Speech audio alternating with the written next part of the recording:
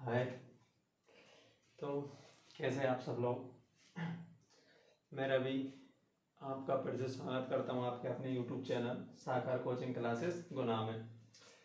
तो अपनी जो एमपी की श्रृंखला चल रही है उसी के अंतर्गत आज जो अपनी नदी है वो अगली नदी है अपनी ताप्ती नदी। कौन सी? ताप्ती नदी। ठीक है, तो आइए आज ताप्ती नदी के बारे में जानते हैं। स्टार्ट करते हैं। ताप्ती नदी, सबसे पहला पॉइंट, ताप्ती नदी मध्य प्रदेश की नहीं, ताप्ती नदी प्रायद्वीपीय भारत के पठार की, प्रायद्वीपीय भारत के पठार कौन सा है? जो कि गुजरात से चालू जाता है, मतलब ये वाला जो भाग है पूरा का पूरा, ये वाला भाग, यानी कि यहाँ से लेके एमपी से लेके ये नीचे नीचे का भाग जो है ना, ये वाला भाग। ताप्ती नदी प्रायद्वीपीय भारत के पठार की दूसरी सबसे लंबी नदी है जो खंबाती खाड़ी में अपना जल गिराती है। क्या करती है? खंबाती खाड़ी में अपना जल गिराती है। तो खंबाती खाड़ी में जल गिराने वाली दूसरी सबसे लंबी नदी कौन सी हुई? अपनी ताप्ती नदी हुई। कौन सी हुई? ताप्ती। और पहली कौन सी है? तो नर्मदा। पहली नर्मदा, दूसरी कौन सी? ताप्ती, जो कि प्रायद्वीपीय भारत की एकमात्र दूसरी सबसे लंबी नदी है जो कि क्या कहाँ पे जल गिराती है? खंबाती खाड़ी में। ये वाला जो सीन देख रहे हैं आप, ये वाला क्या कहलाता है? खंबात की खाड़ी। खाड़ी का अर्थ क्या होता है? तीन ओर से जमीन से घिरा हुआ और एक तरफ से जल से लगा हुआ क्षेत्र क्या कहलाता है? खाड़ी कहलाता है। ठीक है, तो ताप्ती नदी दूसरी सबसे लंबी नदी है जो खंबाती खाड़ी में अपना जल गिराती है, अर्थात अरब सागर में जल गिराती है। ठीक है, पहला पॉइंट तो ये हुआ। अब देखते हैं ताप्ती का उद्गम। ताप्ती नदी बैतूल जिले के, कौन सी? बैतूल जिले की मुल्ताई की काली भीत पहाड़ी के बड़दन शिखर से निकलती है। कौन से?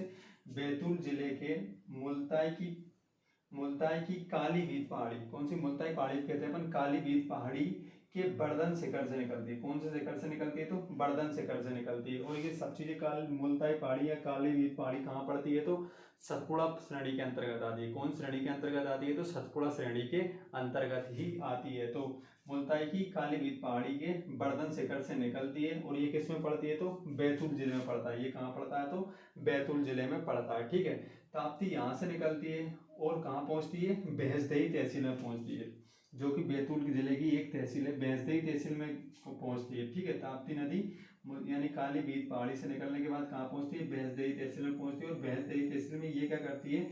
बीहड़ का निर्माण करती है। क्या करती है? थोड़ा सा बीहड़ का निर्माण करती है। और इस बीहड़ में क्या होती है? कॉफी की खेती की जाती है। तो मध्य प्रदेश में एकमात्र जगह जहाँ पर कॉफी की खेती की जाती है तो वो कौन सी तहसील है? बैतूल जिले की भैंसदेही तहसील। किस नदी के किनारे की जाती है? तो ताप्ती नदी के किनारे। कौन सी? ताप्ती। ताप्ती क्या करती है? यहाँ पर थोड़ा सा बीहड़ का निर्माण करती है, जिससे यहाँ पर क्या हो जाती है? कॉफी की खेती की जाती है। किस तहसील में? तो भैंसदेही तहसील में। किस जिले में? बैतूल जिले में। ठीक है, इसके बाद क्या करती है? जो यहाँ से लेके और यहाँ तक क्या करती है? ताप्ती नदी मध्य प्रदेश और महाराष्ट्र की सीमा निर्धारित करती है। मध्य प्रदेश और महाराष्ट्र की प्राकृतिक सीमा निर्धारित कौन सी नदी करती है? तो ताप्ती नदी करती है। कौन सी? ताप्ती नदी। प्राकृतिक सीमा अर्थात नदियों या पर्वतों द्वारा जो सीमाएं निर्धारित की जाती है ना, उसे अपन क्या कहते हैं? प्राकृतिक सीमाएं। क्या कहते हैं? प्राकृतिक सीमाएं कहते हैं। तो मध्य प्रदेश और महाराष्ट्र के बीच में कौन सी नदी प्राकृतिक सीमा का निर्धारण करती है? तो अपनी ताप्ती नदी प्रभावित निर्धारित करती है। यानी कि ये मध्य प्रदेश और महाराष्ट्र की सीमा के साथ साथ बहती है। क्या करती है? मध्य प्रदेश और महाराष्ट्र की सीमा के साथ साथ बहती है। कौन सी नदी? तो ताप्ती नदी। ताप्ती नदी मध्य प्रदेश की दक्षिणी सीमा भी निर्धारित करती है। दक्षिणी सीमा अर्थात दक्षिण में कौन सा राज्य लगा? महाराष्ट्र लगा है, तो महाराष्ट्र से कर रही है तो सीमा का निर्धारण, तो दक्षिणी सीमा भी निर्धारण कौन करती है? ताप्ती नदी ही करती है। इसके बाद आती है ताप्ती नदी बहती हुई कहाँ? बुरहानपुर जिला। कौन सा? बुरहानपुर। कौन से जिले में? बुरहानपुर जिले में इस पर एक किला, इसके तट पर एक किला बसा है जिसका नाम है क्या है? असीरगढ़ का किला। क्या नाम है? असीरगढ़ का किला। काफी फेमस जगह है, आप लोगों ने यूट्यूब वगैरह कहीं पे भी सर्च मार के देख लो इंटरनेट पे। असीरगढ़ का किला किस लिए प्रसिद्ध है? तो अश्वत्थामा के लिए प्रसिद्ध है, जो कि महाभारत काल में हुआ करता था। अश्वत्थामा आज भी माना जाता है कि अश्वत्थामा असीरगढ़ किले में क्या करता है? पूजा करने आता है। क्या करता है? पूजा करने आता है। वहां पर एक प्राचीन शिव मंदिर स्थित है जिसमें कि अश्वत्थामा पूजा करता है, अभी तक माना जाता है। ठीक है, तो यहाँ पर आशीर्वाद किले में क्या है, प्राचीन शिव मंदिर स्थित है और आशा देवी का मंदिर स्थित है। क्या है, आशा देवी का मंदिर स्थित है। और ये किस लिए प्रसिद्ध है, तो अश्वत्थामा के लिए। क्या करता है, अश्वत्थामा इस प्राचीन शिव मंदिर में आज भी पूजा करने आता है, वहां के लोगों का मानना है। ठीक है, कौन सा किला है, तो असीरगढ़ का किला। कृष्णा नदी के तट पर बसा है, तो ताप्ती नदी के तट पर बसा है। कहाँ है, तो बुरहानपुर में।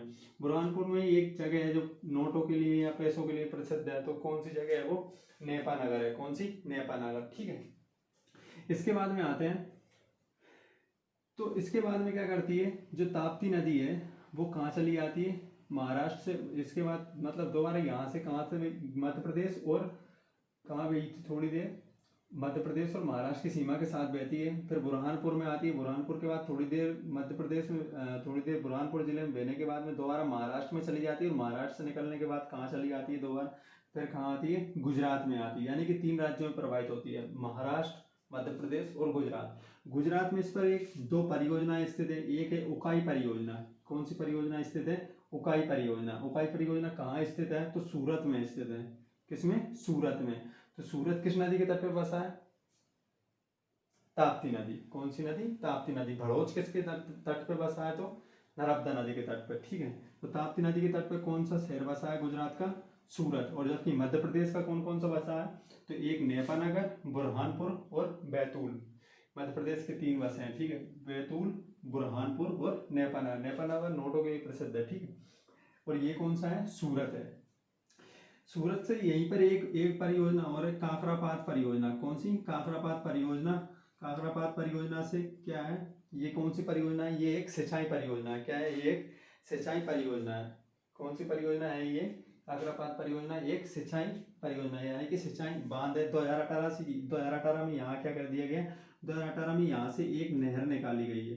क्या कर दी गई है, 2018 में यहाँ से एक नहर निकाली गई है, जिसे सौराष्ट्र कैनल नहर कहते हैं। क्या कहते हैं, सौराष्ट्र कैनल नहर कहते हैं। सौराष्ट्र कैनल नहर कहते हैं। यानी कि सौराष्ट्र का जो एरिया है जहाँ पर बरसात नहीं होती अधिकतर, वहाँ पे क्या कर दिया गया है, इसके माध्यम से नहर पहुंचाकर सिंचाई की व्यवस्था की गई है। ठीक है, कौन सी, काकरापात परियोजना से। काकरापात सिंचाई परियोजना से। ये कौन सी है, उकाई परियोजना। उकाई परियोजना से क्या है, 320 मेगावाट की बिजली का उत्पादन किया जाता है। सूरत में उकाई परियोजना से क्या किया जाता है, 320 मेगावाट बिजली का उत्पादन किया जाता है। इसके बाद में क्या करती है,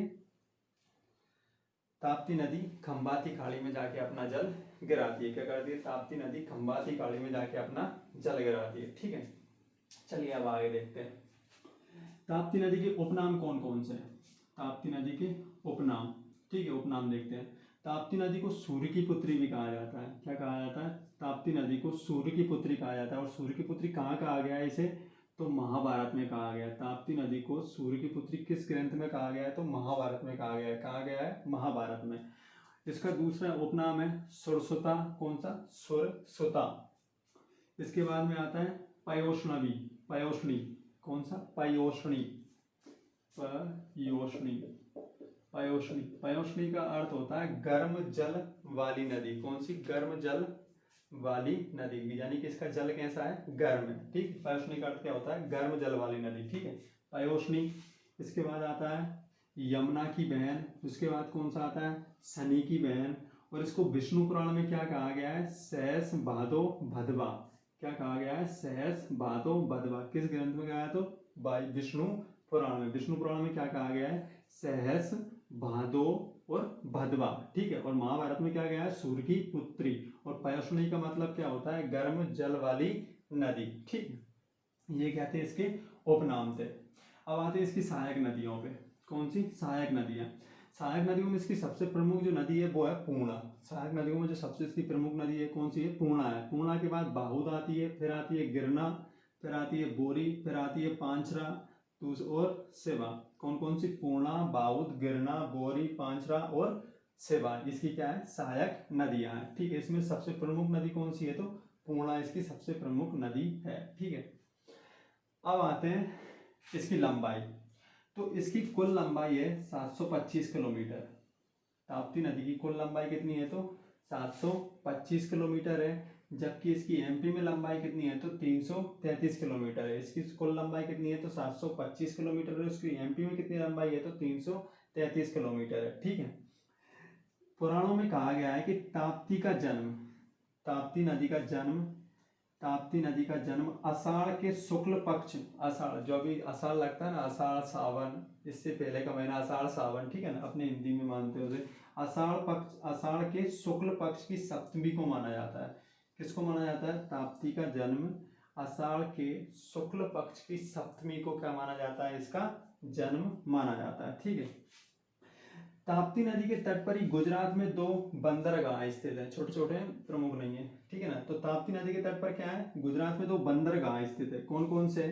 पहला है रज्जू सेतु।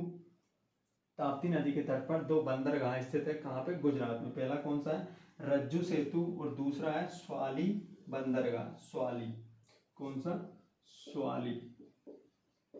स्वाली बंदरगाह कहाँ पे पड़ता है? तो गुजरात में पड़ता है। किसके तट पर है? तो ताप्ती नदी के तट पर स्थित है। कौन से राज्य में है? तो गुजरात में। रज्जू सेतु और स्वाली बंदरगाह कहाँ पड़ते हैं? तो अपनी गुजरात राज्य में पड़ते हैं। ठीक है। इसका स्थल मतलब इसका कहाँ से निकलती है? तो बैतूल जिले की मुल्ताई पहाड़ी के कालीबीत पहाड़ी से के बर्धन शिखर से निकलती है। कहाँ से निकलती है? बर्धन शिखर से। बर्धन शिखर के बाद कहाँ पहुंचती है? भैंसदेही तहसील में पहुंचती है, जहाँ पर थोड़ा सी भीड़ का निर्माण करती है, जहाँ पर क्या होता है? कॉफी की खेती होती है। मध्य प्रदेश में एकमात्र कॉफी की खेती कहाँ से होती है? तो बैतूल जिले में होती है। इसके बाद क्या करती है? मध्य प्रदेश और महाराष्ट्र की सीमा के साथ साथ बहती है। क्या करती है? मध्य प्रदेश और महाराष्ट्र की सीमा के साथ साथ बहती है, अर्थात मध्य प्रदेश और महाराष्ट्र की सीमा का प्राकृतिक निर्धारण करती है। प्राकृतिक सीमा बनाती है। ठीक है। इसके बाद बुरहानपुर पहुंचती है। बुरहानपुर में इसके एक किला स्थित है, जिसका नाम क्या है? आसिरगढ़ का किला। आसिरगढ़ किले में क्या क्या है? आशा देवी का मंदिर स्थित है और प्राचीन शिव मंदिर स्थित है। ठीक है। इसके बाद नेपानगर के बाद में क्या चली जाती है? दोबारा महाराष्ट्र में चली जाती है। महाराष्ट्र से निकलने के बाद गुजरात में जाती है। गुजरात में सूरत में इसकी एक परियोजना है, जिसका नाम क्या है? उकाई परियोजना है। और इससे क्या कहते हैं? अब इससे कितना मेगावाट की बिजली का उत्पादन किया जाता है? तो 320 मेगावाट की बिजली का उत्पादन।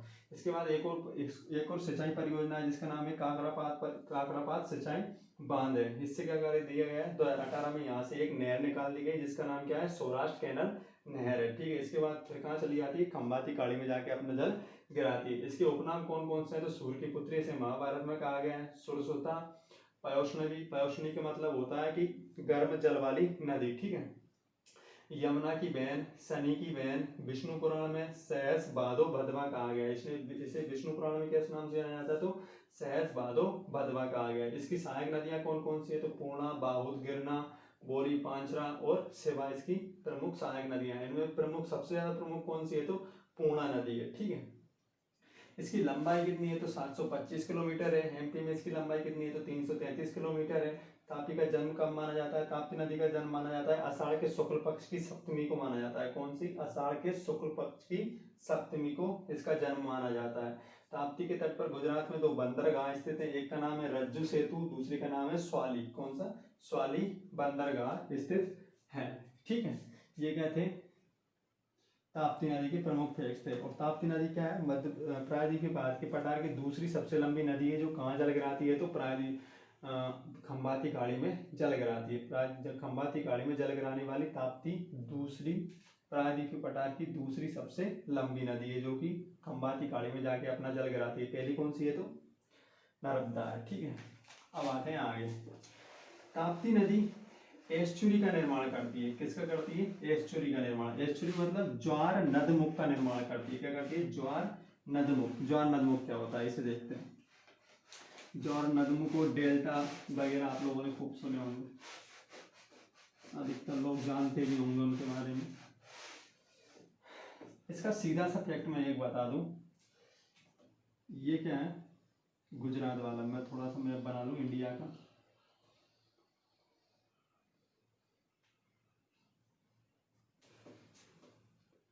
क्या है?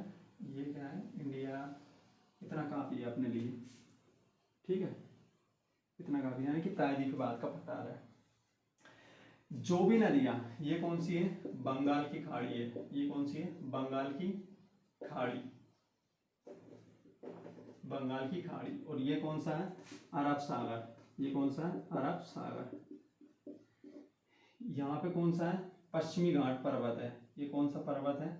पश्चिमी घाट पर्वत है, यहाँ से आता है, ठीक है। इसे अपन सह्याद्री भी कहते हैं। क्या कहते हैं? सह्याद्री। ये कौन सा है? पश्चिमी घाट पर्वत है, ठीक है।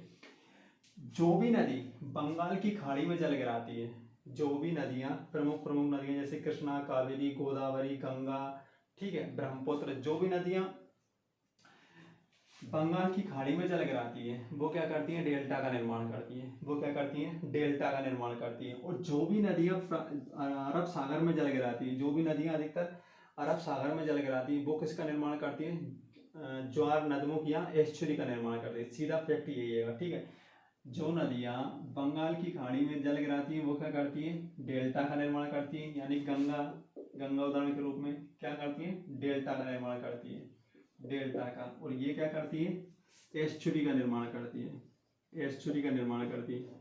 अरब सागर में जल गिराने वाली नदियां एस्चुरी का, और बंगाली खाड़ी में जल गिराने वाली नदियां किसका निर्माण करती है? डेल्टा का निर्माण करती है। अब दोनों को समझते हैं, ठीक है। डेल्टा, डेल्टा क्या होता है? इसकी जो अधिकांश नदियां है ना, जैसे कि कृष्णा, कावेरी, गोदावरी पश्चिमी घाट पर्वत से निकल के कहाँ जाती है? इस तरफ जाती है, यानी कि बंगाली खाड़ी में जल गिराती है। अपन गंगा ब्रह्मपुत्र का डेल्टा लेते हैं जो कि विश्व का सबसे बड़ा डेल्टा है, ठीक है। तो गंगा नदी क्या करती है? हिमालय पर्वत से निकलती है। क्या करती है? हिमालय पर्वत से निकलती है। जब हिमालय पर्वत से निकलती है तो हिमालय पर्वत से जब ऊपर से, पहाड़ी से ऊपर से जब कोई भी नदी आई, यानी कि पर्वत से निकलेगी, तो उसकी क्या होगी? गति होगी, वो काफी तेज होगी। स्वाभाविक है, ऊपर से कोई नदी गिरेगी तो उसकी जो स्पीड है वो क्या होगी? तेज होगी ज्यादा। लेकिन जो स्पीड होती है उसकी, यानी कि जो पानी का वेग होता है, वो समुद्र तक आते आते क्या हो जाता है? बहुत धीमा हो जाता है। क्या हो जाता है? बहुत धीमा हो जाता है। यानी कि जब उसकी स्पीड रहेगी तो वो क्या करेगी? उसके रास्ते में जो भी पत्थर, मिट्टी, जो भी आता है उसे क्या कर देती है? वो काट देती है। क्या कर देती है? काट देती है। लेकिन जब उसका, जब वो मिट्टी और जो गाद, उसे क्या कहते हैं? अपसादी मलबा या गाद कहते हैं अपन। तो जो गाद, जो पानी के साथ में, यहाँ पे क्या था? पानी का बहाव तेज था ऊपर से, यानी कि जब उसके ढाल मिल रही थी तब तक तो वो क्या करती थी? जो उसके साथ में जो मिट्टी, जो ढाल, गाद, जो पत्थर वगैरह ला रहे थे उनको तो बहा कर वो अपने साथ ले जा रहे थे, ठीक है, जब तक उसको ढाल, यानी कि उसकी जो पानी का वेग था वो स्पीड जा रही थी तब तक। लेकिन जैसे जैसे समुद्र के पास पहुंच जाती है तो वो ढाल क्या हो जाती है? बिल्कुल कम हो जाती है। क्या हो जाती है? बिल्कुल कम हो जाती है। यानी कि पानी का जो वेग होता है ना वो काफी स्लो हो जाता है। तो इसके चलते जो अपने साथ में जो मिट्टी बहाकर ला रही थी ऊपर से काटते हुए, अपने साथ में जो मिट्टी बहाकर ला रही थी ऊपर से काटते हुए, वो क्या करती है कि अब वो मिट्टी को, उसको आगे ले जाने की जो पानी की क्या होती है? क्षमता नहीं रहती। यानी कि पानी में इतनी स्पीड नहीं रहती कि उसको जो जो उसके साथ में जो जो मिट्टी काट के लाई है उसे आगे तक वो ले जा सके। क्या कर सकती है? आगे तक ले जा सके। तो वो क्या करती है? उसको वहीं छोड़ देती है। क्या कर देती है? वहीं छोड़ देती है। यानी कि उस मिट्टी को कहाँ तक लाई? यहाँ तक लाई, मान लेते हैं यहाँ तक लाई। और इसके चलते वो क्या कर लेती? अपना ही मुंह बंद कर लेती। यानी कि आगे क्या हो गया? मिट्टी है, वही मिट्टी जम गई आगे। अब उससे तो वो धक्का नहीं पा रही, क्योंकि पानी का जो स्पीड है वो क्या हो गया? काफी ज्यादा स्लो हो गया। तो क्या करेगा? वो जो मिट्टी बहाकर लाई है वो उसका रास्ता बंद कर देगा ना। क्या कर देगा? उसका रास्ता बंद कर देगा। तो नदी क्या करती है? इधर उधर से क्या करती है? निकल जाती है। क्या करती है? इधर उधर से निकल जाती है। यानी कि जहां ढाल मिली उधर से निकल ली, यानी कि तुम अपना रास्ता बंद करके रखो, हम इधर से निकल के जा रहे हैं। इसी तरीके से क्या करती है? नदी का जो पानी है वो इधर उधर से निकल जाता है। और जो इसका आकार बनता है, जो इसका आकार बनता है वो किस तरीके का बनता है? डेल्टा के आकार का बनता है। किस तरीके का बनता है? डेल्टा के आकार का। डेल्टा के आकार का बनता है। इसके चलते इसे क्या कहते हैं अपन? डेल्टा कहते हैं। क्या कहते हैं? डेल्टा। लेकिन एस्चुरी में उल्टा होता है। एस्चुरी में क्या होता है? उल्टा होता है। यानी कि जो प्रायद्वीप, यानी कि जो पश्चिमी घाट पर्वत से निकलने वाली नदी है, अब मान लेते हैं कोई नदी यहाँ से निकल रही है, तो यहाँ से निकलने में उसे कितना रास्ता तय करना है? ये रहा बगल में समुद्र, यहाँ से निकली, ये समुद्र आ गया, ठीक है। तो मान लेते हैं नर्मदा नदी यहाँ से निकल रही है, ताप्ती नदी यहाँ से निकल रही है। ताप्ती नदी क्या करती है? ये नदियाँ क्या करती है? अपनी भ्रंश घाटियों में बहती है अधिकतर, यानी कि थाले नुमा घाटी में बहती है, यानी कि नीचे बहती है। तो जो इनका पानी का जो वेग होता है ना वो क्या होता है? काफी ज्यादा तेज होता है। जो इनका जो पानी का वेग होता है वो क्या होता है? काफी ज्यादा तेज होता है। यानी कि ये अपने साथ में मिट्टी मिट्टी कुछ बहाकर हिलाती है, ये एकदम से सर्राटे हो जाती है। तो यहाँ पे क्या करती है? थोड़ी सी ऊंचाई से गिरती है। और क्या करती है? थोड़ी सी, यानी कि यहाँ पर कौन सा आ गया? पश्चिमी घाट पर्वत आ गया। तो यहाँ पर क्या करती है? ये ऊंचाई से गिरती है। और जब ये ऊंचाई से गिरती है तो एकदम से जाती है पानी में।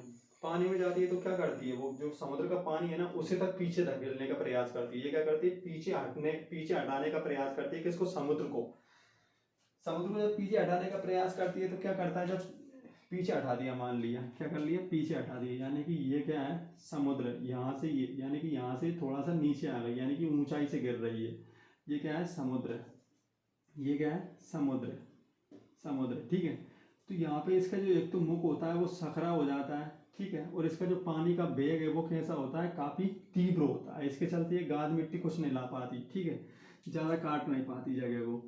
तो यहाँ पर आते आते क्या करते हैं, ज्वार नदमुख यानी कि ऊपर से गिरती है तो पानी को क्या करती है, पीछे धकेलने का प्रयास करती है, किसको, इस समुद्र के पानी को। लेकिन जब ज्वार नदमुख क्यों कहते हैं, तो ज्वार नदमुख का अर्थ होता है कि जब समुद्र में ज्वार आता है, आपको पता है ज्वार भाटा आता है, क्या समुद्र में ज्वार भाटा जब आता है तो वो क्या करता है, जो नदी का पानी है ना उसके अंतर्गत यानी कि यहाँ दूरी तक चला आता है, यानी कि जो समुद्र का खारा पानी है वो क्या करता है, नदी में प्रवेश कर जाता है, यानी नदी के मुंह से क्या करता है, नदी में प्रवेश कर जाता है। मान लेते हैं यहाँ तक चला आया, जब उसमें भाटा आया, ज्वार भाटा आया और वापस पानी अंदर चला गया, यानी कि समुद्र का खारा पानी किसमें प्रवेश कर जाता है, नदी के मुख में प्रवेश कर जाता है। ये नदी का क्या है, मुख हो गया, यानी कि मुख में प्रवेश कर गया, तो उसे क्या कहते हैं अपन, ज्वार नदमुख, क्या कहते हैं, ज्वार नदमुख, ठीक है। तो सबसे बड़ा फैक्ट आपको यही रखना है यार, सबसे पहले तो जो भी बंगाली खाड़ी में गिरती है वो क्या किसका निर्माण करती है, डेल्टा का निर्माण करती है, और जो क्या करती है अरब सागर में नदियां गिरती हैं वो क्या करती है, एस्चुरी का निर्माण करती है, क्योंकि ये अपने साथ कोई भी गाद मिट्टी आदि बहाकर नहीं लाती, ठीक है, और इसका जो पानी का वेग होता है वो क्या करता है, काफी ज्यादा होता है, और जब समुद्र में भाटा आता है तो जो नदी का मुंह होता है उसके अंतर्गत क्या करता है, समुद्र का खारा पानी क्या होता है, प्रवेश कर जाता है, इसीलिए उसे अपन क्या कहते हैं, ज्वार नदमुख कहते हैं, ठीक है। मैं आशा करता हूँ कि आपको ये चीज़ समझ में आ गई होगी, ठीक है। तो आज की वीडियो यहीं खत्म। अगली नदी मध्य प्रदेश की सबसे प्रमुख नदी जो है नर्मदा नदी है, बची है बस, तो नर्मदा नदी में अपन अगली जो वीडियो होगा वो नर्मदा नदी के ऊपर होगा। तो चैनल को लाइक करें, सब्सक्राइब करें, शेयर करें, अपने दोस्तों के साथ बताएं, उन्हें शेयर तो करें यार, लाइक करें, थोड़ी सी, जब मैं इतनी मेहनत कर रहा हूँ तो आपका फर्ज बनता है थोड़ा सा सपोर्ट करने का। तो चैनल को लाइक करें, सब्सक्राइब करें और शेयर करें। अगर कुछ इससे संबंधित कुछ क्वेश्चन हो या कुछ सुझाव हो तो कमेंट बॉक्स में आके ज़रूर बताएं। Thank you so much.